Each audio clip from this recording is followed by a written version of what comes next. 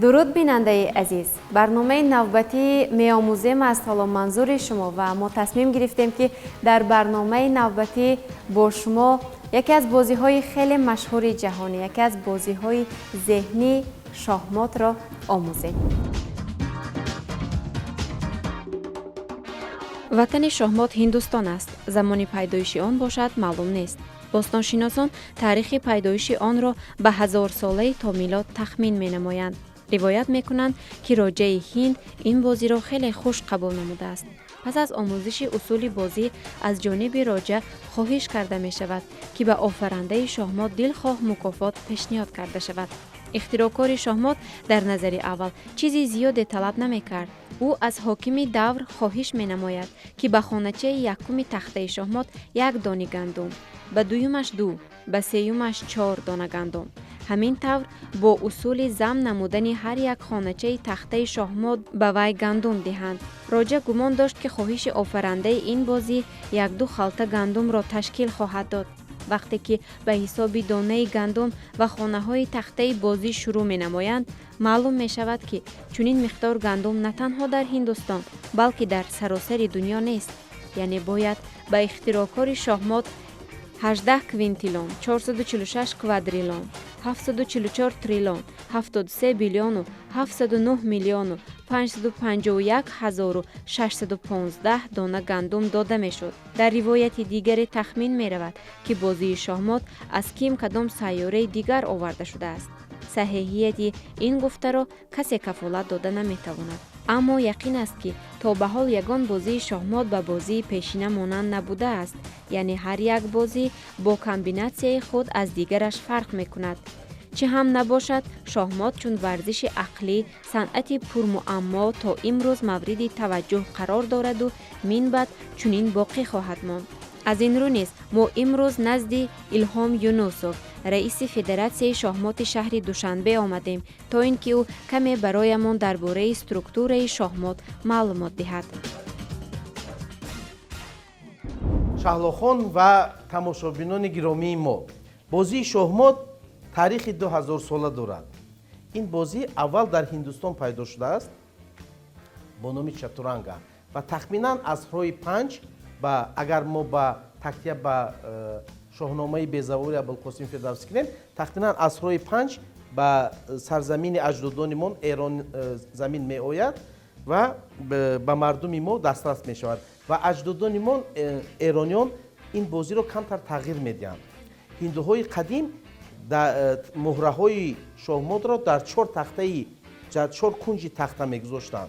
ایرانیان باشند مهره ها را رو بر روی یکدیگر گذاشتند، یعنی که سفید رو بر روی سیاه. حالا بله، شکل حاضره شاهمات را ایرانیان اجدادان ما پیدا کردند. این تکیه بود به اساطیر قدیمه ما، به دین پیشتر ما، یعنی که مبارزه قوه های نیکی ضدی که رمزی آنها مهره های سفید هستند و مهره های سیاه این رمزی قوه های بدی. خب در روی تخته شاهمات من ببینید 64 خانه هست، 16 مهره سفید، 16 تا مهره سیاه. خب این مهره ها چی نام دارند؟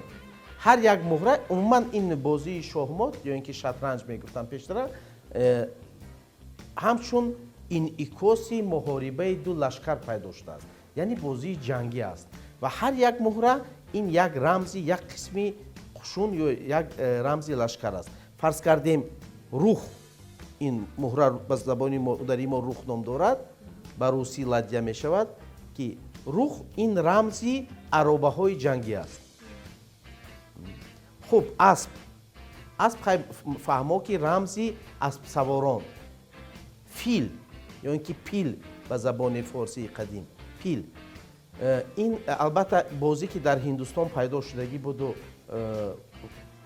حیوان فیل وطنش هندوستان است. هندوها در لشکر قدیمه خود فیل را فراوان استفاده می بردند در جنگ.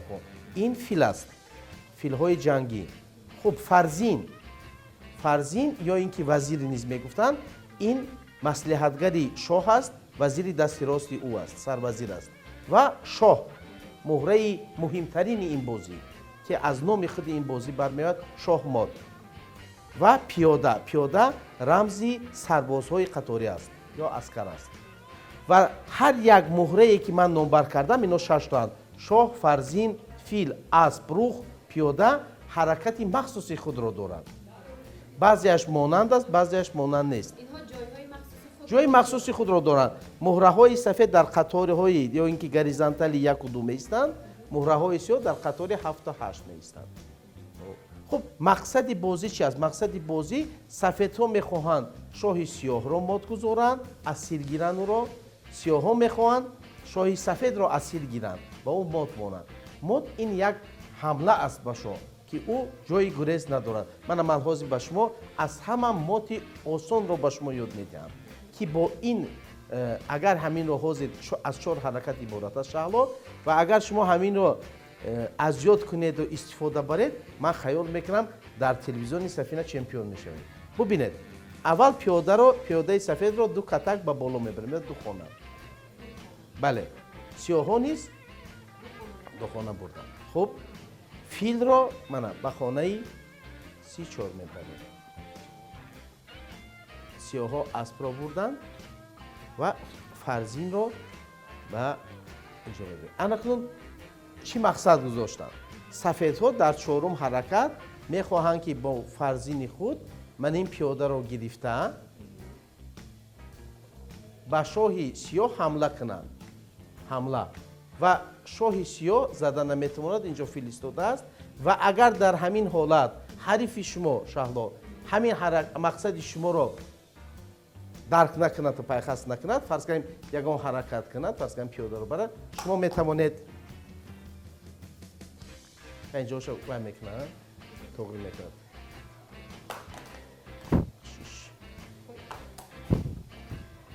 ва агар дар ҳамин ҳолат фарз кардем ҳарифи шумо мақсади шуморо пай набурд, пиёдаро пешрон, шумо бо фарзин ин пиёдаро мегирем ва шоҳи сиёҳро мот мемонед. бале, аз ҳама моти ҳам осонтарин ва хурдтар. боз як варианти дигар низ дорад. шояд инро шумо тезтар аз ёд кунед, ман барои шумо боз соддатар мекунам. нигоҳ кунед. лекин якум ҳаракат бетағйир мемонад. пиёдаро аз пеши шоҳ ба 2 хона боло мебарем. сиёҳҳо низ чунин ҷавоб медиҳанд. акнун ин муҳра фарзин ном дорад. бале, вазир, фарзин, ҷинси занонааш фарзона. фарзона низ решааш ҳамин ном аст. фарзона яъне ки зани зебо ва оқила мисли шумо. мана фарзинро ман ҳамин ба хона бурдем. бале, аз фарзин сар кардем. сиёҳҳо пиёдаро ҳимоя кунанд, аспро бурданд. анакун филро мебарем. хуб, сиёҳҳо мақсади моро пай набурданд, бо аспи худ ба фарзин ҳуҷум карданд ва фарзин аз ба ҷои ахир гаштан пиёдаро мегирад ва шоҳи сиёҳро мот мемонад. хуб, акнун як ҷоя сар мекунем, ман ба шумо кӯмак мекунам.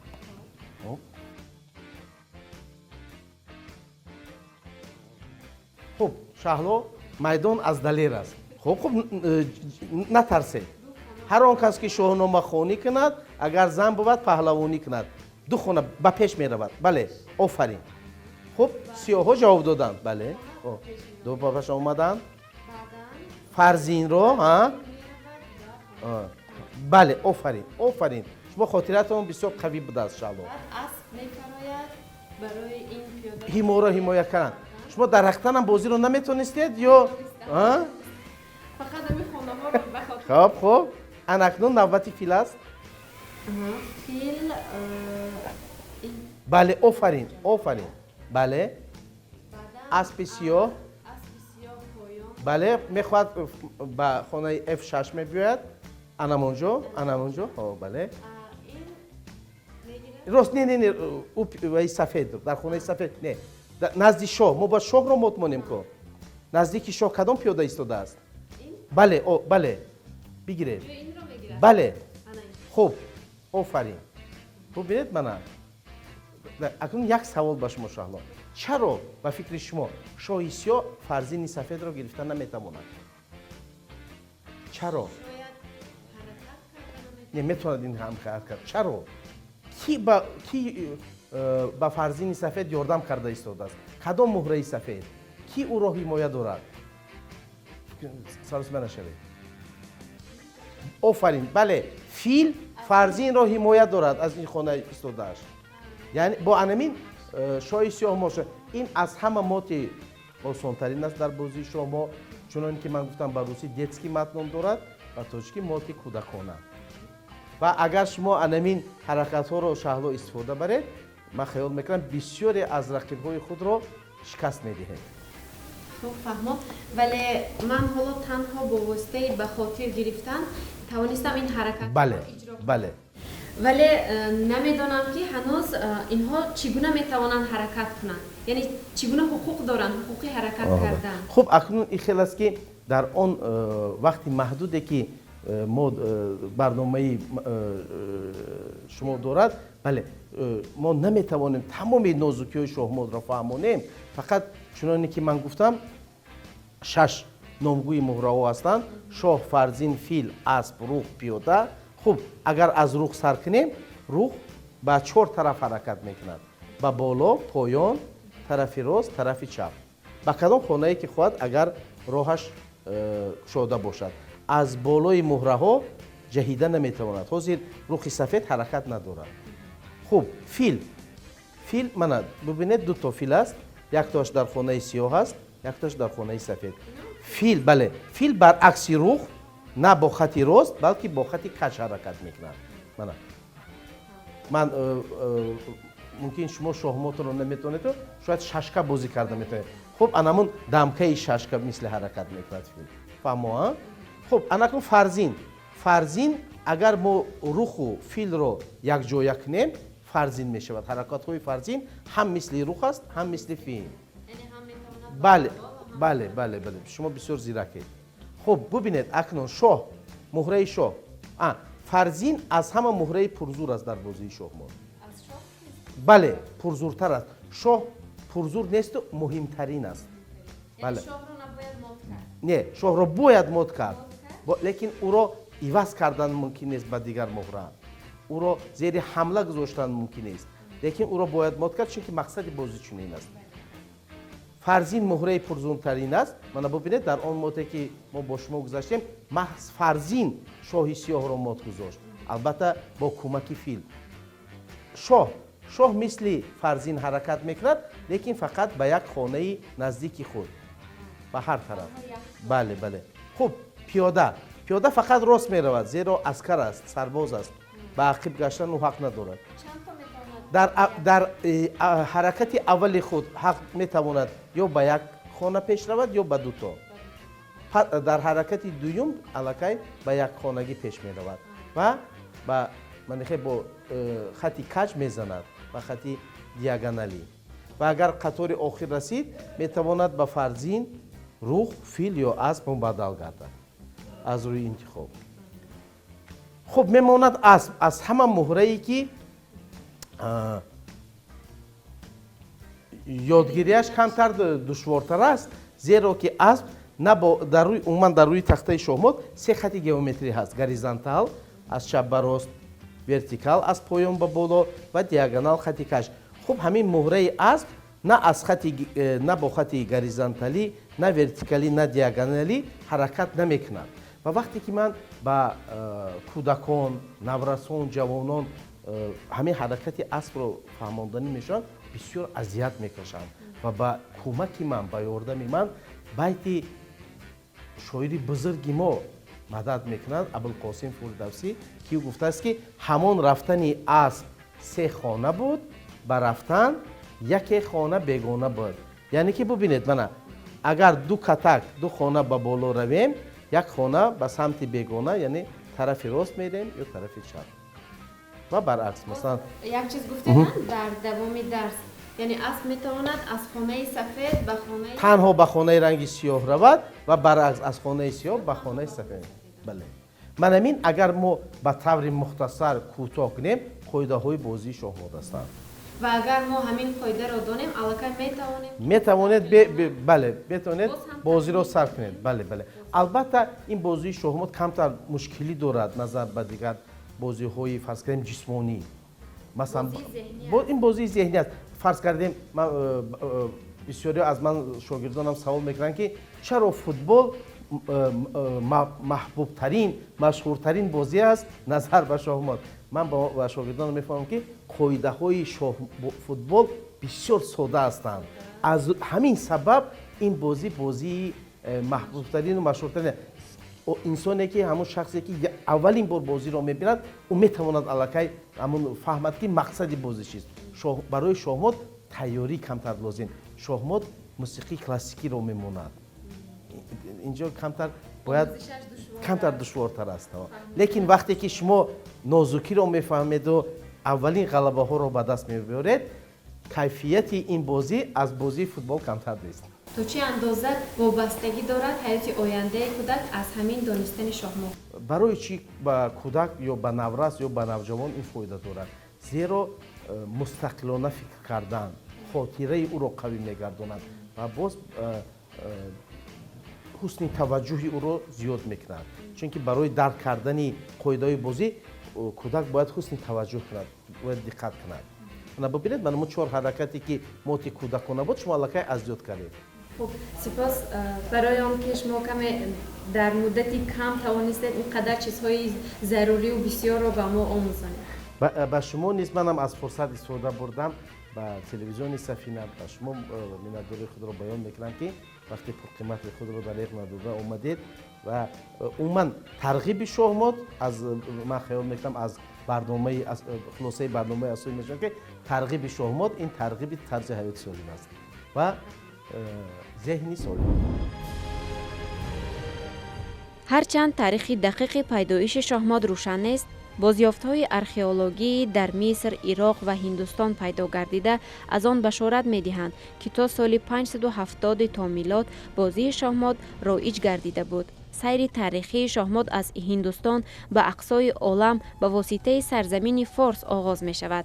در یک اثر فارسی که در زمان حکمرانی انوشیروان عادل کتابت گردیده بود، مفهوم‌های بازی و نام سنگ‌های شاهمات به صحیحی آورده می شود. شاهمات چون نمونه عالی صنعت و بازی در اثر بیزوال ابوالقاسم فردوسی شاهنامه نیز به طور شاعرانه روشن و واضح معنی داد می شود. همچنان از سرچشمه‌های تاریخی برمی آید که در نخست بازی شاهمات از 4 دانه سنگ عبارت بود و با آن 4 نفر بازی می کردند. نام بازی هم در اول شطرنج بود که از زبان فارسی گرفته شده است. ترمینولوژی بازی نیز تا به امروز منسوب به زبان فارسی است. آخرین عملیات بازی شاه فارسی و مات عربی دلیل این گفته ها می باشد.